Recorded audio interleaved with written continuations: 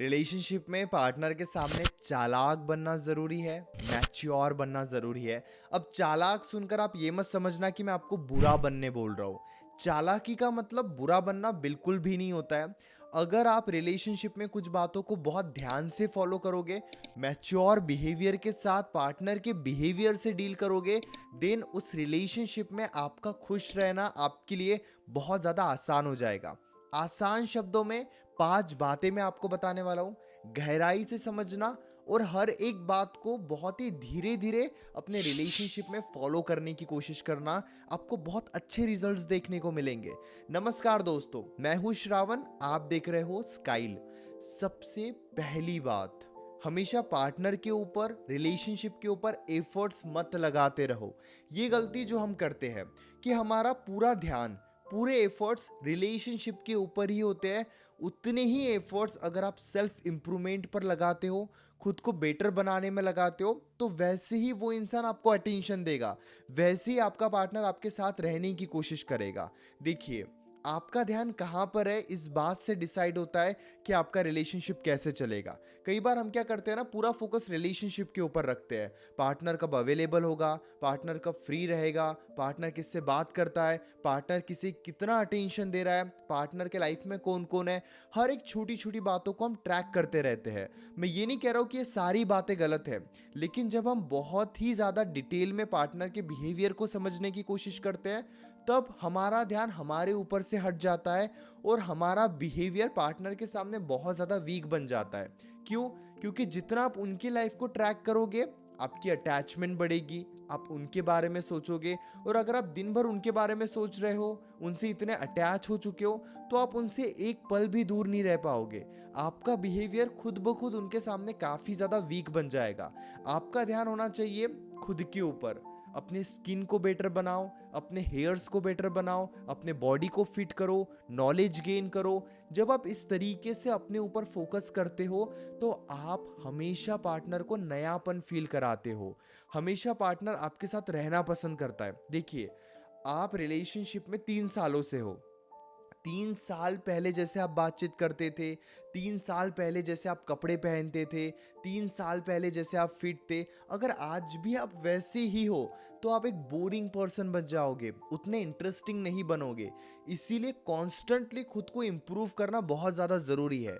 अपने way of talking को change करो, अपने नॉलेज को ज़्यादा बढ़ाओ। जब आप इस तरीके से अपने आप को पार्टनर के सामने प्रेजेंट करते हो, पार्टनर तो छोड़ो, आपके लाइफ में हर एक इंसान आपके साथ रहना पसंद करता है।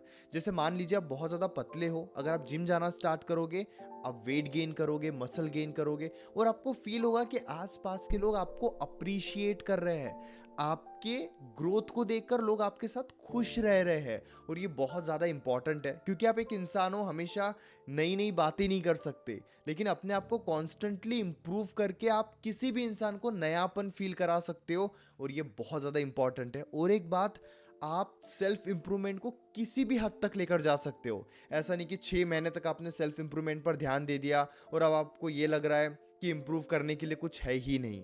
ऐसा कभी नहीं होगा। आप हमेशा अपने आप को इंप्रूव कर सकते हो, हमेशा अपने आप को बेटर बना सकते हो, और ये बहुत ज़्यादा ज़रूरी है। दूसरी बात, उनके लिए एक चैलेंज बनो, ऑप्शन नहीं। कई बार क्या होता है ना, पार्टनर को एक कॉन्फिडेंस होता है कि वो जैसे चाहे वैसे आपको ट्रीट करे, आप तो उनके लाइफ में हमेशा रहोगे। और यकीन कीजिए, ये बहुत ही ज़्यादा गलत बात है। आपको इस बात को बहुत अच्छे से समझना होगा कि अगर आप उनके लिए ऑप्शन बन गए, वो आपको पाने के लिए कभी एफर्ट्स डालेंगे ही नहीं, कभी वो अपना बनाने की कोशिश करेंगे ही नहीं। उनके लिए आप एक चैलेंज कैसे बन सकते हो?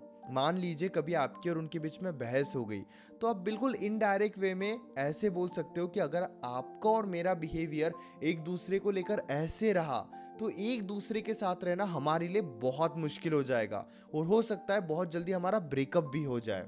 यानी कि आपने डायरेक्टली उनको ब्लेम नहीं किया, लेकिन आपने सिचुएशन में उनको ये महसूस करा दिया कि आपके माइंड में भी ब्रेकअप के थॉट्स आते हैं। देखिए, ये आपको हमेशा नहीं करना है कि आप उन्हें डराने के लिए ब्रेकअप की बात कर रहे हो, लेकिन आपको कई बार उन्हें ये फील कराना है, जैसे अगर वो आपको छोड़कर जाने की बात करते हैं कि मैं तो आपको छोड़कर चले जाऊंगा, मुझे आपसे बात ही नहीं करनी है। 2 दिन उन्हें बिल्कुल दूर रहने दो। जैसे ही आप उनके बिहेवियर को, उनकी बातों को चैलेंज करते हो, वो आपको मैनिपुलेट करना भूल जाते हैं और उन्हें ये फील होने लगता है कि हाँ, आप भी उनके लाइफ से दूर हो सकते हो। इसीलिए जब भी वो ब्रेकअप की बात करें, आप कॉन्फिडेंस के साथ उन्हें कुछ दिनों के लिए जाने दो, छोड़ दो। इतने इजीली, इतने इंस्टेंटली कोई ब्रेकअप नहीं करता है और ये एक बहुत बड़ी रियलिटी है। इतना आप डर कर ही मत रहो कि एकदम से ब्रेकअप हो जाएगा, ये इतने जल्दी ब्रेकअप हो जाएगा। ये थॉट अगर आप बना के रखोगे तो फिर आप बहुत ज़्यादा डिस्टर्ब होते रहोगे और हमेशा आपके मन में ब्रेकअप का ख्याल चलते रहेगा। अगली बात, आप उनके कुछ बिहेवियर को एक्सेप्ट कर लो कि हाँ, उनका ये बिहेवियर ही है। जैसे मान लीजिए, कई बार लोगों में आदत होती है कि वो अटेंशन पाने के लिए इग्नोर करते हैं। आपकी भी पार्टनर में अगर ये बिहेवियर है, आपको लगता है कि आपका अटेंशन पाने के लिए वो आपको ही इग्नोर करते हैं, जानबूझकर आपको अवॉइड करते हैं, आपसे बातचीत नहीं करते, क्यों? क्योंकि उन्हें पता है आप उनसे बातचीत करोगे। अब आप ध्यान से समझो, आपके पार्टनर का बिहेवियर क्या है कि उन्हें अटेंशन चाहिए होता है लेकिन वो इग्नोर भी करते हैं। तो आपको यहाँ पे मैच्योर तरीके से डील करना है कि वो अटेंशन के लिए इग्नोर करते हैं तो आप उन्हें अटेंशन दोगे ही नहीं। अगर वो जानबूझकर आपका कॉल कट कर रहे हैं, क्यों? क्योंकि या तो वो इरिटेट हो रहे हैं या फिर वो ये जानते हैं कि जितने आपके कॉल्स को इग्नोर किया जाएगा उतना आप उनके पीछे जाओगे। यहाँ पे आप समझदार बनो, कॉल्स करो ही मत। एक बार कॉल करके, एक बार मैसेज करके उनका रिस्पॉन्स का वेट करो। अपने साइड से फिर कुछ इनिशिएट करना ही नहीं है। अगर वो वेट कर रहे हैं, अगर वो आपको एक्सपेक्ट कर रहे कि आप आगे से और जाओ, तो वो खुद ही आगे से आएंगे। क्यों? क्योंकि आपने एक बार कॉल किया, आपने एक बार मैसेज कर लिया, तो वो रिप्लाई देंगे। हम उनकी आदत बना के रखते हैं कि एक दो बार में तो हम मानेंगे नहीं, हम तो कंटिन्यू कॉल्स करते चले जाएंगे। इसीलिए पार्टनर बहुत जल्दी रिस्पॉन्स नहीं करता है। आप इस बिहेवियर को समझो, उन्हें ज़्यादा अटेंशन देना बंद करो, एक बार इनिशिएट करना स्टार्ट करो और उनको रिस्पॉन्स करने का मौका दो। ये बहुत ज़्यादा इंपॉर्टेंट होता है। रोज़ अगर इवनिंग को आप कॉल करते हो तो रोज़ कॉल करने के बाद एक दिन का आप ब्रेक ले लो, उस दिन उन्हें कॉल करने का मौका दो। उस दिन कॉल करो ही मत, मैसेज करो।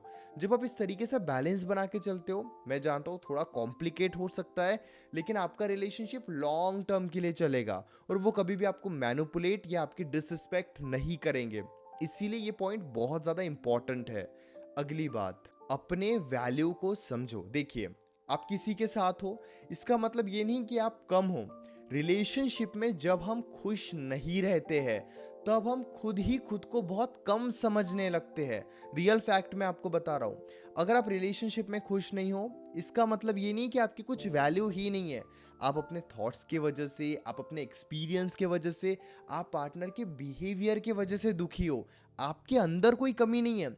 जब आप ऐसा माइंडसेट बना लेते हो तब आप खुद की वैल्यू को समझने लगते हो। रिसेंटली मैं अपने क्लाइंट से बात कर रहा था और वो कॉल पर जब मुझे अपनी प्रॉब्लम बता रहे थे, वो इस तरीके से बता रहे थे कि इस रिलेशनशिप में मैं बहुत ज़्यादा दुखी हूँ, पार्टनर मुझे अटेंशन नहीं देता है, मेरी बातों को नहीं समझता है, मेरी तो कोई वैल्यू ही नहीं है, शायद मैं इस रिलेशनशिप में रहने के लायक ही नहीं हूँ। यानी कि उन्होंने आसपास की सिचुएशन की वजह से अपनी वैल्यू को ऐसे समझ लिया था कि उनकी तो कोई वैल्यू ही नहीं है। और अक्सर हम भी ऐसे ही करते हैं। हमें भी ये लगने लगता है कि अगर हम दुखी है तो हमारी कोई वैल्यू नहीं है, बल्कि ये बहुत ज़्यादा गलत है। आपको ये समझना है कि आप अपने थॉट्स की वजह से और अटैचमेंट की वजह से दुखी हो, लेकिन आपकी वैल्यू है। अगर आपकी वैल्यू नहीं होती तो वो पर्सन कभी आपको प्यार देता ही नहीं, कभी आपसे अटैच होता ही नहीं, कभी प्यार से आपसे बात करता ही नहीं। अगर उन्होंने कभी आपसे प्यार से बात की है, आपको खुश करने की कोशिश की है, मतलब आप डिजर्व करते हो, आप उस लायक हो। आप खुद को कम मत समझो, बस ये समझो कि आप कहाँ कहाँ पर गलतियाँ कर रहे हो, कहाँ कहाँ पर आपके तरफ से गलतियाँ हो रही है, और उन गलतियों में सुधार करना स्टार्ट कर दो। बहुत सिंपल सा लॉजिक है लेकिन बहुत ज़रूरी बात है। जब आप इस तरीके से चलना स्टार्ट करते हो, आपको खुद ये फील होने लगता है कि हाँ, अब आप एक रिलेशनशिप में खुश हो। सारा खेल पेशेंस का है। सब्र है तो आप रिलेशनशिप में हमेशा खुश रहोगे। सब्र ही नहीं है, एक दिन मेरी बात सुनोगे, दूसरे दिन भूल जाओगे, तीसरे दिन अगेन दुखी रहना स्टार्ट कर दोगे। अगली बात बहुत गहराई से समझना, अपने इमोशनल अटैचमेंट फिजिकल अटैचमेंट पर आपका पूरा पूरा कंट्रोल होना चाहिए। किसी से अटैच होना गलत नहीं है, लेकिन अगर एक दिन भी उनसे बात नहीं हो रही और आप बेचैन हो जा रहे हो और आपके मन में खोने का डर आ रहा है कि उस वक्त शायद वो किसी और से बात कर लेंगे जब हम उनसे बात नहीं करेंगे, अगर इस तरीके की अटैचमेंट है, मानो या मत मानो, आप बहुत ज़्यादा दुखी होते रहोगे। आपको अपने अटैचमेंट पर कंट्रोल करना ही होगा। कई बार खुद को ही चैलेंज दो कि अभी मेरी बहुत ज़्यादा इच्छा हो रही है उनसे बातचीत करने की, लेकिन मैं उन्हें अभी मैसेज नहीं करूँगा या अभी मैसेज नहीं करूँगी। अभी मैं खुद को थोड़ा सा स्ट्रांग बनाने की कोशिश करूँगी, इस इमोशन से खुद को समझने की कोशिश करूँगी या समझने की कोशिश करूँगा। जब आप इस तरीके से चलोगे, इस तरीके से अपना बिहेवियर बनाओगे, आपको ये फील होगा कि आपके इमोशंस आपके कंट्रोल में हैं। आप अपने फिजिकल अटैचमेंट को, इमोशनल अटैचमेंट को बहुत अच्छे से समझ रहे हो।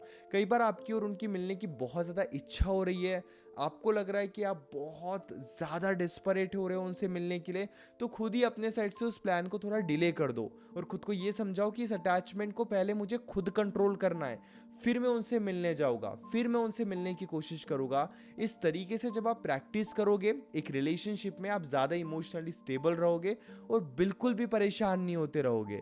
इसीलिए खुद को इस तरीके से समझाना या ऐसे बनाना बहुत ही ज़्यादा इम्पॉर्टेंट है।